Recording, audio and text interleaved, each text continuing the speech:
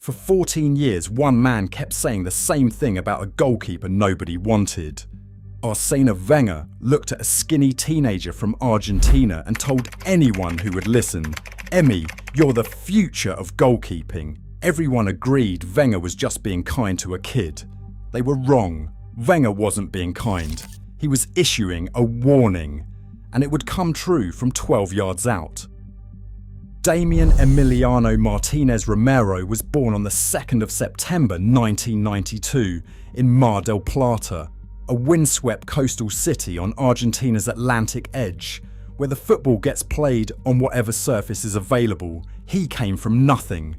He has always been the first person to tell you that. His family had very little money and a great deal of what money cannot buy, which in his case was a son who would not stop throwing himself at footballs. He learned the game at Independiente, one of the grand old institutions of Argentine football, a club that manufactures talent the way other places manufacture weather. Then, in 2009, just after his 17th birthday, something absurd happened. Arsenal, in London, one of the largest clubs on the planet, invited him to England for a trial. He genuinely did not believe it. In his own words years later, when he was told he had a trial at Arsenal, he assumed someone was playing a joke on him. Nobody was joking. He flew to England. He impressed. There was the usual bureaucratic saga over a work permit for a teenager from outside Europe, and once it cleared, in July 2010, Emiliano Martinez was formally registered as an Arsenal player. The fee was around £1.3 million. For a goalkeeper who would one day win a World Cup, that is close to a clerical error. Back home, the experts were cautiously hopeful and openly unsure. When he played at the 2009 Under-17 World Cup, he was not even named among the tournament's standout goalkeepers. One Argentine goalkeeping coach summed up the mood, saying he was certain Martinez would make it at Arsenal eventually, but that he was still young and needed time. Patience. Everyone kept using that word about him. None of them had any idea how much of it he was going to need. Huge thanks to our sponsor, OK Jersey. If you're looking to add high-quality kits to your collection, from the latest 2026 season to iconic retros, they've got you covered starting at just £15. Please use my promo code MAUS to get an 8% discount. He arrived in a foreign country speaking barely any English, carrying a nickname from an Argentine children's cartoon, D.I.B.U. Hold on to that name. In about a decade, it is going to be printed on banners across 2 continents. But that was a long way off. At 17, Emiliano Martinez was a project, a promising one.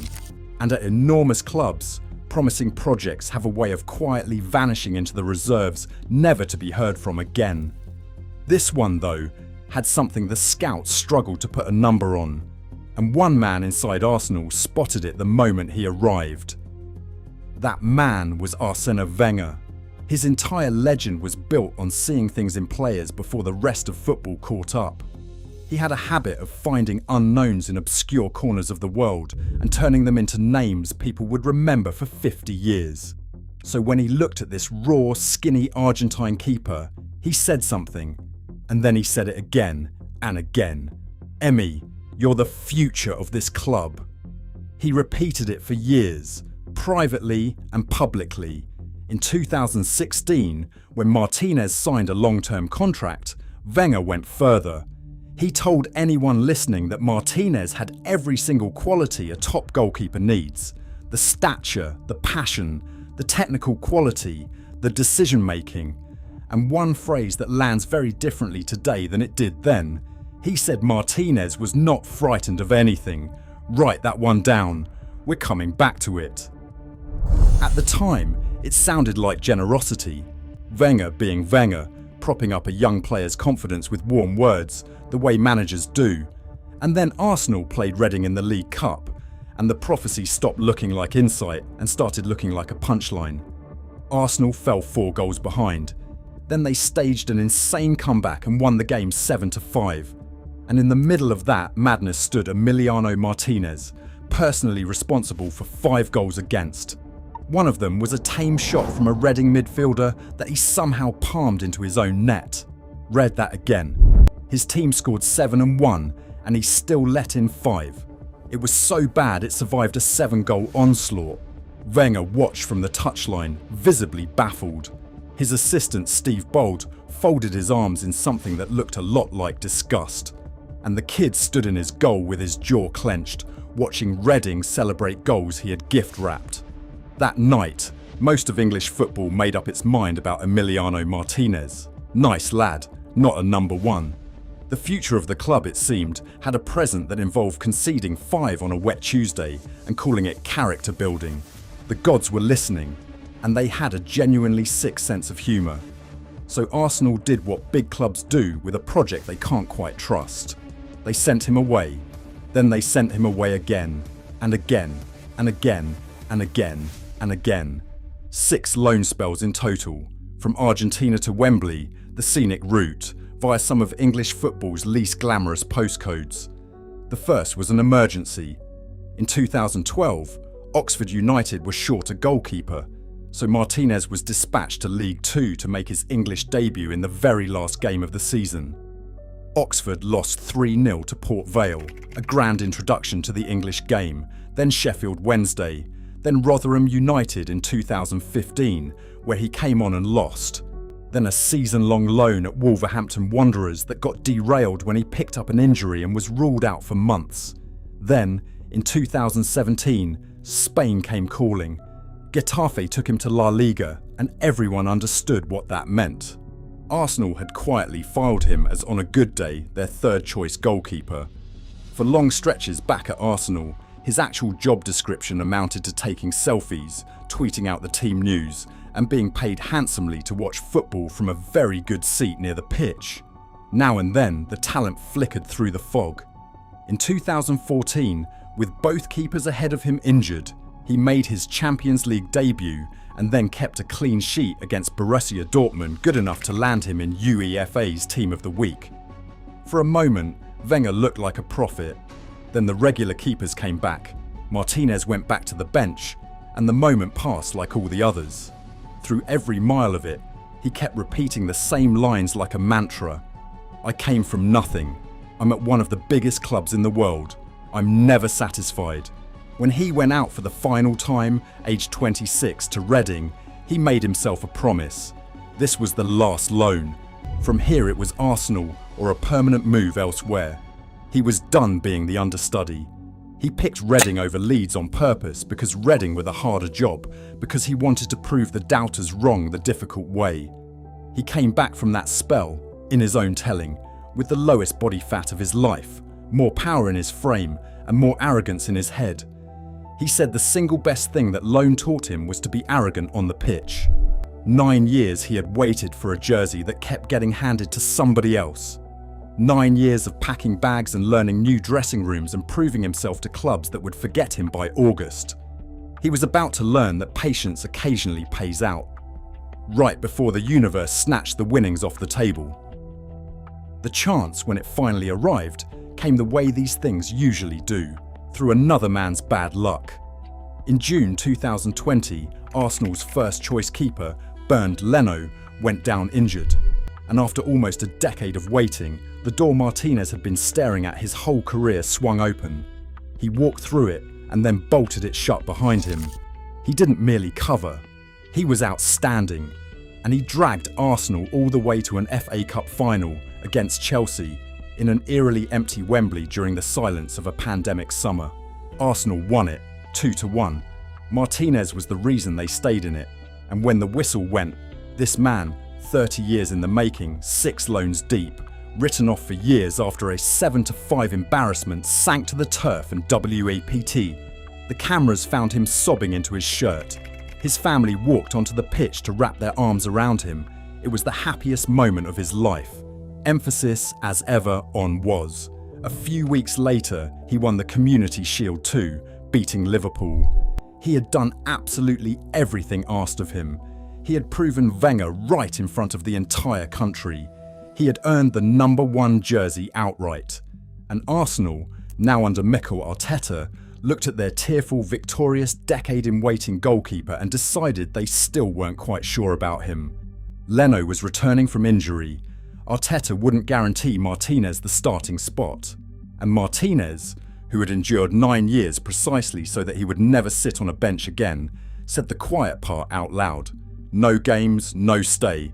If he wasn't first choice, he was gone. Here was the cruelest twist of the whole saga. He had finally become the thing Wenger promised he'd be. And the future of the club, as it turned out, had no future at the club. So he did the only thing a man that stubborn could do. He left. On the 16th of September 2020, Aston Villa signed Emiliano Martinez for a fee that could rise to £20 million. He was 28. He put pen to a 4-year deal. And most of English football glanced at the news and filed it under sensible, forgettable business. A reliable understudy finally getting to start somewhere mid-table. His very first game rewrote the assumption. Debut for Villa against Sheffield United, and Martinez saved a penalty from John Lundstram. Villa won 1-0. On its own, it meant nothing. A single stop in a routine September fixture. It was also a trailer for the entire rest of his career, because the skinny kid Arsenal never fully committed to happened to be exceptional at the exact thing that decides the biggest matches football has to offer: stopping the ball when everything is on the line. In his debut season at Villa, Martinez kept 15 Premier League clean sheets. That matched a club record that had stood in Brad Friedel's name. Supporters voted him their player of the season. A goalkeeper nobody at Arsenal had trusted was suddenly one of the best pieces of business in the league, and almost nobody outside Birmingham had clocked it yet. In October 2022, Villa hired Unai Emery, a manager who specialised in exactly two things: organising defences and winning European finals. Under Emery, Villa stopped being a mid-table curiosity and started gate-crashing the top of the table, eventually qualifying for the Champions League for the first time in 4 decades. And at the base of all of it stood the goalkeeper Arsenal had let go for pocket change. Martinez was no longer a gamble, he was a cornerstone. Somebody else had noticed too. Thousands of miles away in South America, a set of decision makers had a problem to solve. Argentina, one of the greatest football nations on earth, did not have a settled goalkeeper. They were about to hand the position to a 28-year-old who had never played a single minute for his country. Emiliano Martinez made his senior debut for Argentina on the 3rd of June 2021 at 28 years old. Most goalkeepers who reach that age uncapped never get the call at all.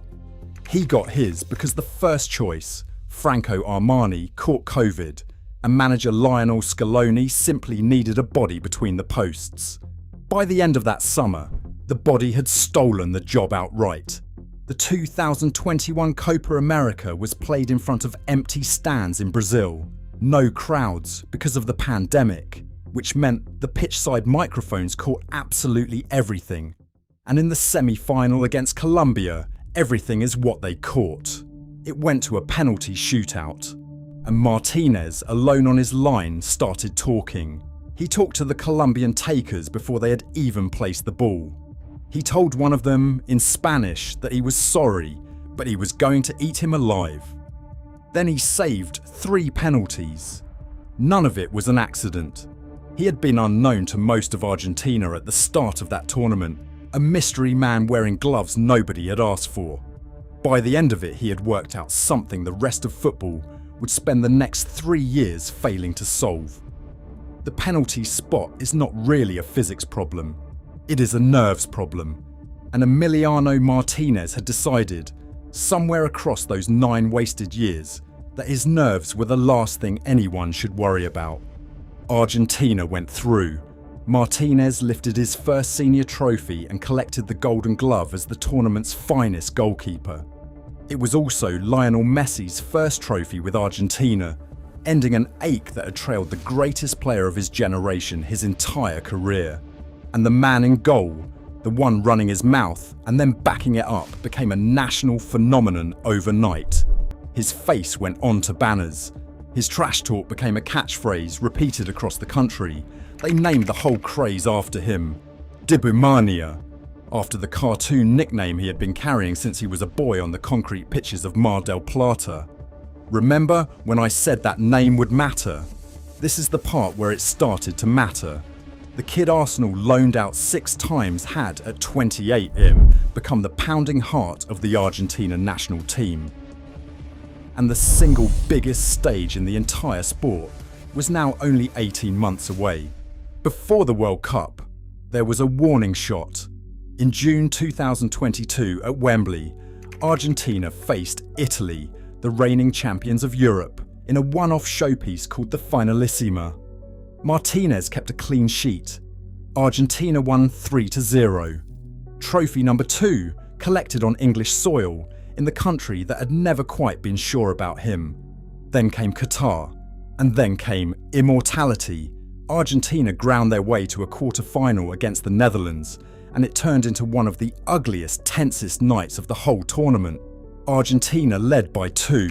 The Dutch clawed it back to 2-2 in stoppage time. It went the distance, all the way to a shootout. And that was where the night belonged to one man. Martinez saved 2, denying Virgil van Dijk and Steven Berghuis, spreading himself huge across his line the way he had made his signature. He would later admit that the extra time in that game was the worst 30 minutes of his professional life. Then he added, with total confidence, that the shootout itself was his department, his place, his office. Argentina advanced to the final, against France, against Kylian Mbappe, the fastest, most terrifying attacker on the planet. For 120 minutes, that final was pure chaos. Mbappe beat Martinez 3 separate times. The match stood at 3-3. And then, in the 123rd minute, with the last kicks of extra time, France's Randall Kolo Muani burst clean through the middle, one-on-one, with the entire World Cup sitting on his boot. Martinez launched off his line and threw out a leg. If that shot goes in, France are champions of the world. It did not go in. He smothered it with his body, a pure reflex save that instantly became one of the most important moments in the history of the tournament. The final went to penalties. Of course it did. Martinez saved Kingsley Coman's kick. He danced on his line. He delayed. He got inside French heads and stayed there. He turned a penalty shootout into open psychological warfare, and he won it. Argentina were champions of the world. Messi finally lifted the one trophy that had eluded him. And Martinez took the Golden Glove as the best goalkeeper at the World Cup, then swept up the best FIFA Men's Goalkeeper Award for good measure. 12 years earlier, he had conceded 5 goals to Reading, while Steve Bold crossed his arms in disgust. Now he was the final barrier standing between France and the trophy. And he had held. Careful what you wish for. He had spent his whole life begging for a chance. The universe handed him one with every human on Earth watching. By now the pattern was impossible to ignore. Put Emiliano Martinez in a penalty shootout, and Argentina do not lose. Ever. The 2024 Copa America hammered the point home. In the quarter-final against Ecuador, Argentina were hauled to penalties again. Messi went first and chipped his effort off the crossbar and over. The momentum lurched to Ecuador, and then Martinez did the thing he always does. He saved 2. Argentina survived, went on to win the tournament, and he collected a 3rd Golden Glove. 4 shootouts for his country: Colombia, the Netherlands, France, Ecuador. 4 wins, 0 defeats. By pure arithmetic, he had become the most feared penalty stopper alive. Between it all, he collected the Yashin Trophy, awarded to the best goalkeeper on the planet, not once but twice, in 2023 and 2024, a joint record he shares with Gianluigi Donnarumma. He added a 2nd Best FIFA Men's Goalkeeper Award in 2024. The kid who could not get a game at Arsenal now owned, more or less, every individual honour a goalkeeper can win. He had also become a pantomime villain, and he was fully aware of it. The taunting, the gamesmanship, the dancing and delaying on his line. Opposing fans despised him, which was precisely the intended effect. For everyone who hated him, each save wasn't merely a stop, it was an insult delivered with a grin, which is the part people tend to miss. The mind games weren't a personality quirk grafted onto a good keeper, they were the whole point. This was a man who'd spent a decade being told politely that he wasn't quite good enough, and who had decided the only acceptable response was to become so infuriatingly certain of himself that strikers cracked before they'd even struck the ball. The arrogance he'd taught himself on loan at Reading had grown up into a weapon. Not everyone bought the legend. In 2025, the BBC's chief football writer called him overrated, and stated plainly that he was not, in fact, the world's #1, no matter how often people said it. Critics dug into his raw shot-stopping figures and argued the myth had sprinted well ahead of the man. And for a stretch, it looked like the fairy tale might sour. In November 2025, Aston Villa stripped Martinez of the vice-captaincy after he had spent the previous summer trying and failing to engineer a move away from the club. The man who once couldn't wait to escape Arsenal was now the man who couldn't quite escape Villa. Then, May 2026 arrived and reminded everyone exactly who this was.